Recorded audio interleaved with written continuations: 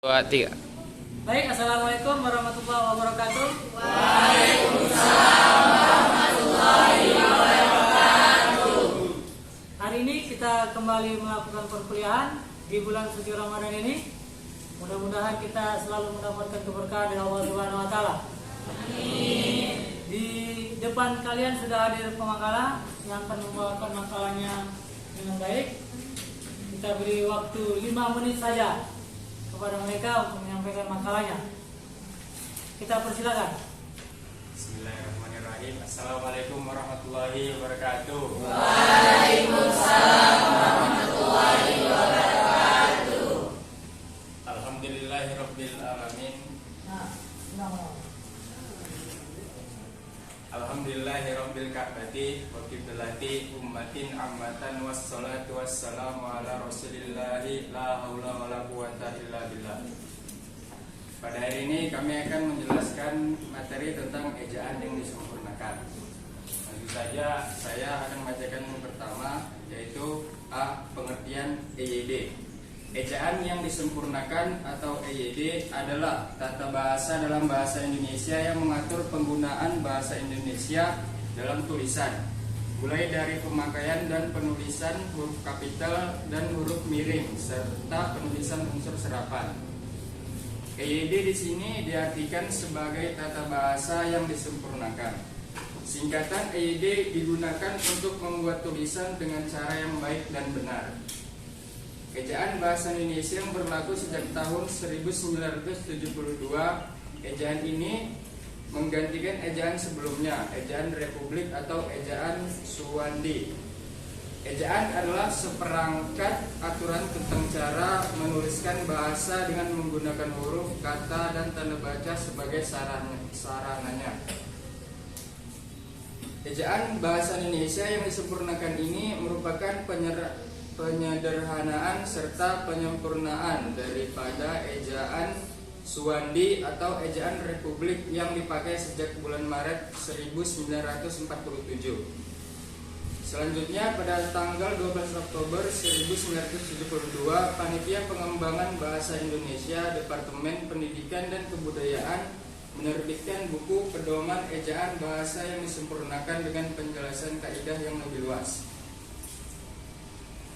Dalam Kongres 2 Bahasa Indonesia pada tahun 1954 di Medan, Profesor Dr. Prijono mengajukan prasaran dasar-dasar ejaan bahasa Indonesia dengan huruf Latin. Isi dasar-dasar tersebut adalah perlunya penyempurnaan kembali ejaan Republik yang sedang dipakai saat itu. Pada 16 Agustus 1972, Presiden Republik Indonesia meresmikan ejaan yang baru yang lebih dikenal dengan pedoman ejaan bahasa Indonesia yang disempurnakan. Ejaan baru ini telah mengalami revisi agar lebih sempurna.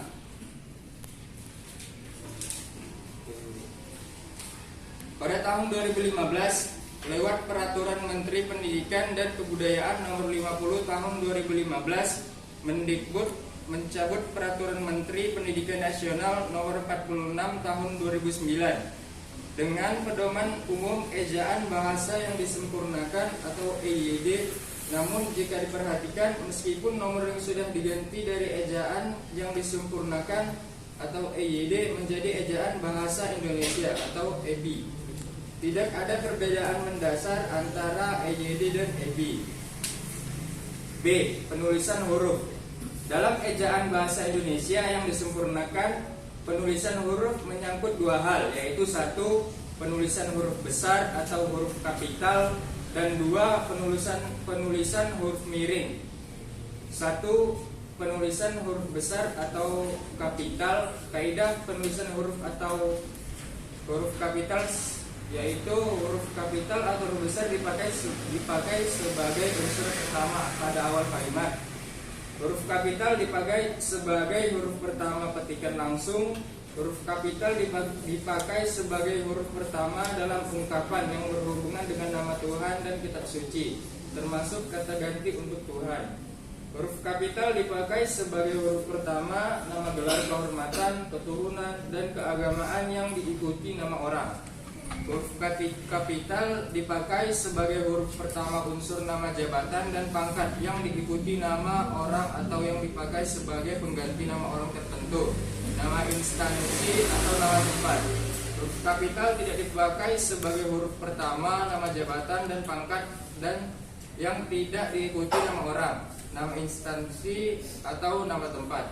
Huruf kapital dipakai sebagai huruf pertama unsur-unsur nama orang. Huruf kapital dipakai sebagai huruf pertama nama bangsa, suku bangsa, dan bahasa. Huruf kapital dipakai sebagai huruf pertama nama tahun, bulan, hari, hari raya, dan peristiwa sejarah. Huruf kapital tidak dipakai sebagai huruf pertama peristiwa sejarah yang tidak dipakai sebagai nama. Huruf kapital dipakai sebagai huruf pertama nama geografi. Huruf kapital tidak dipakai sebagai huruf pertama istilah geografi yang tidak menjadi unsur nama diri. Huruf kapital dipakai sebagai huruf pertama semua unsur nama negara, lembaga pemerintah, dan ketatanegaraan, serta nama dokumen resmi kecuali kata seperti dan. Huruf kapital tidak dipakai sebagai huruf pertama kata yang bukan nama negara, lembaga pemerintah, dan ketatanegaraan, badan, serta nama dokumentasi resmi. Huruf kapital dipakai sebagai huruf pertama setiap unsur bentuk ulang sempurna yang terdapat pada nama badan, lembaga pemerintah, dan ketatanegaraan, serta dokumen resmi. Huruf kapital dipakai sebagai huruf pertama semua huruf atau termasuk semua unsur kata ulang sempurna. Huruf kapital dipakai sebagai huruf pertama unsur singkatan nama, gelar, pangkat, dan sapaan. Huruf kapital dipakai sebagai huruf pertama penunjuk hubungan kerabatan. Huruf kapital tidak dipakai sebagai huruf pertama dan menunjuk hubungan kekerabatan yang tidak dipakai dalam pengacuan atau penyapaan. Huruf kapital dipakai sebagai huruf pertama kata ganti Anda. 2. Penulisan huruf miring.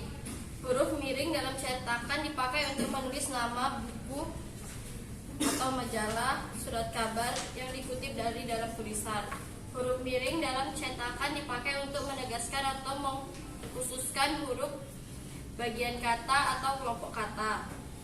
Huruf miring dalam cetakan dipakai untuk menulis nama ilmiah atau ungkapan asing kecuali yang telah disesuaikan ejaannya.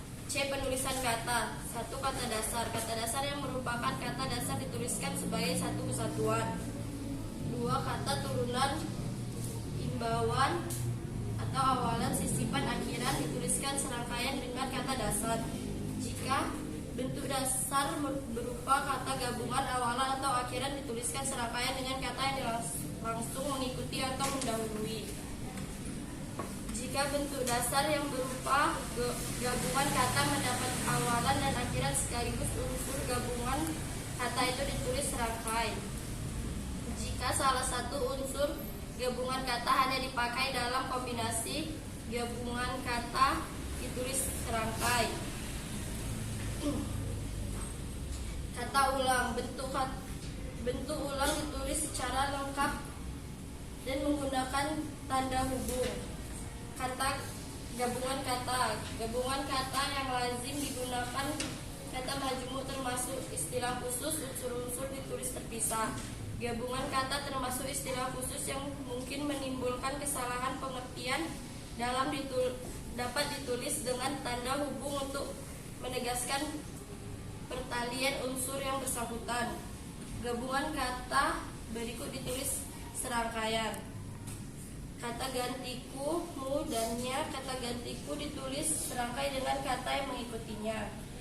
Kata depan di, ke, dari. Kata depan di, ke, dan dari ditulis terpisah dari kata yang mengikutinya, kecuali di dalam gabungan kata yang sudah dilazim dianggap sebagai satu kata seperti kemana dan dari mana. Kata si dan sang. Kata si dan sang ditulis terpisah dari kata yang mengikutinya. Partikelah ka dan touch ditulis serangkaian dengan kata yang mendahulinya. Partikel pun ditulis terpisah dari kata yang mendahulunya. Partikel per yang berarti mulai, demi, dan tiap ditulis terpisah dari bagian kalimat yang mendahului atau mengikutinya. Singkatan dan akronim. Singkatan adalah salah satu hasil proses pemendekan yang berupa huruf dan gabungan huruf yang dieja huruf demi huruf. Singkatan nama orang, gelar, sapaan, jabatan atau pangkat diikuti dengan tanda titik. Singkatan nama resmi lembaga pemerintah dan ketatanegaraan, badan atau organisasi, serta nama dokumen resmi yang terdiri atas huruf awal kata ditulis dengan huruf kapital dan tidak diikuti dengan tanda titik. Singkatan umum yang terdiri atas 3 huruf atau lebih diikuti 1 tanda titik. Lembaga kimia, lambang kimia, singkatan satuan ukuran, takaran, timbangan, dan uang tidak diikuti dengan tanda titik. Akronim adalah bentuk penyingkatan satu kata atau lebih sehingga gabungan beberapa suku kata yang diperlukan sebagai kata. Akronim nama diri yang berupa gabungan huruf dari deret kata ditulis seluruhnya dengan huruf kapital. Akronim nama diri yang berupa gabungan suku kata atau gabungan huruf suku kata dari deret dan ditulis dengan huruf kapital. Akronim yang bukan nama diri berupa gabungan huruf satu kata atau gabungan huruf yang dapat dideret kata seluruh ditulis dengan huruf kecil. Angka dan lambang. Angka dipakai untuk menyatakan lambang, bilangan, atau nomor. Angka digunakan untuk menyatakan ukuran panjang, berat, luas, dan isi, satuan, nilai uang, dan kuantitas. Angka lazim dipakai untuk lembaga, nomor jalan, rumah, apartemen, atau kamar pada alamat. Angka digunakan juga untuk menomori bagian karangan dalam ayat kitab suci. Penulisan lambang, bilangan, dan huruf dilakukan sebagai berikut. Lambang utuh dan lambang pecah. Penulisan lambang di bilangan tingkat dapat digunakan dengan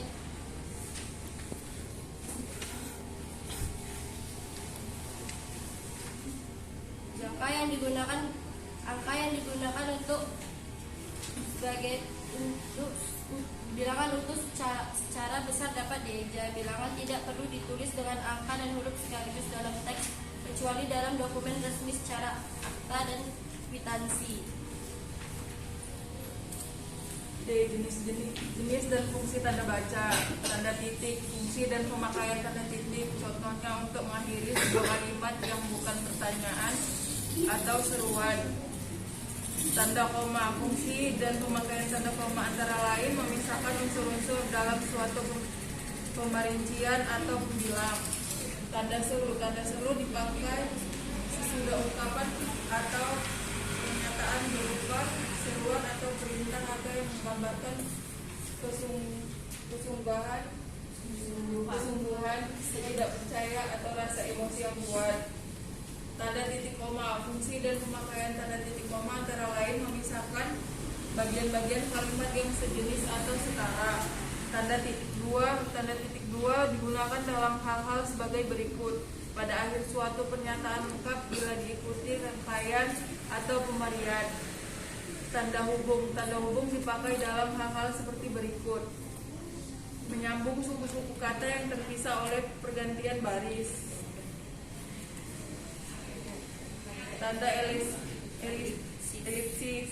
elipsis dipergunakan untuk menyatakan hal-hal seperti berikut.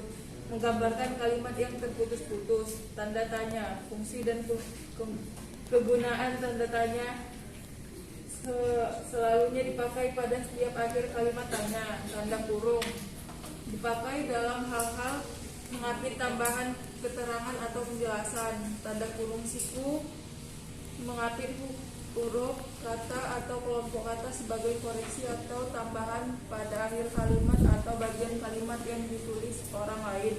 Tanda petik, fungsi tanda petik mengapit petikan langsung yang berasal dari pembicaraan naskah atau bahan tertulis lain. Tanda petik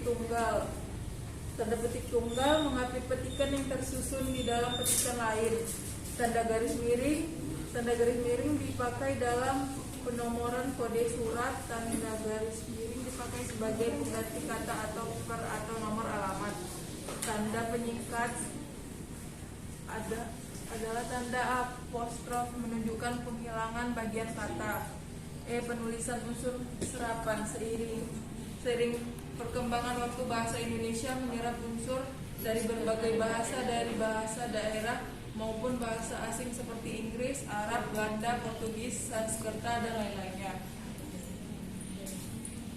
Baiklah, itu saja teman-teman materi yang disampaikan oleh pemakala.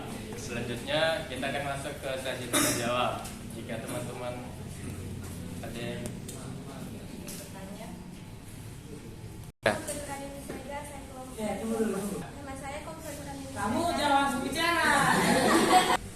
Nama saya Komfenur Anin Segar. Saya dari kelompok 1 yang bertanya, apa saja kesalahan yang sering digunakan dalam penggunaan ejaan? Assalamualaikum warahmatullahi wabarakatuh. Nama saya Anissa Humaira. Saya ingin bertanya, apa yang diatur dalam ejaan yang disempurnakan? Ya.